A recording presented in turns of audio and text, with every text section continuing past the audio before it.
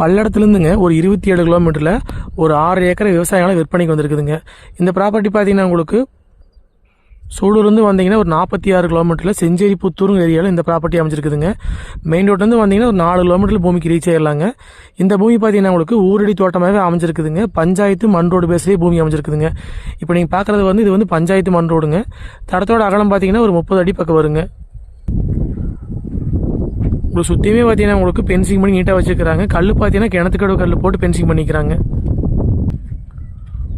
உங்களுக்கு பஞ்சாயத்து மண் ரோடு மட்டும் பார்த்தீங்கன்னா உங்களுக்கு ஒரு 1000 அடிக்கு மேலே வருங்க.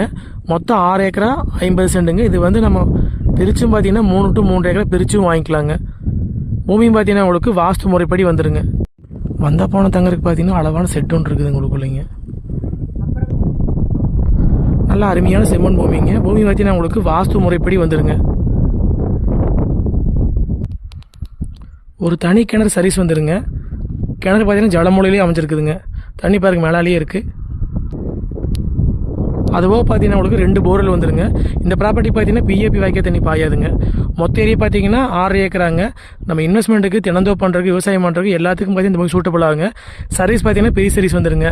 மொத்த ஏரியா பார்த்தீங்கன்னா 6 ஏக்கராங்க. ரேட் பார்த்தீங்கன்னா ஏக்கர் 45 லட்ச ரூபா விலை சொல்கிறாங்க. மொத்தம் பார்த்தீங்கன்னா 6 ஏக்கராங்க. பிரித்து வேணாலும் வாங்கிக்கலாங்க. 3 ஏக்கரா 3 ஏக்கரா வேணாலும் பிரித்து வாங்கிக்கலாங்க. பூமி வந்து வாஸ்து முறைப்படி அமைஞ்சிருக்குதுங்க.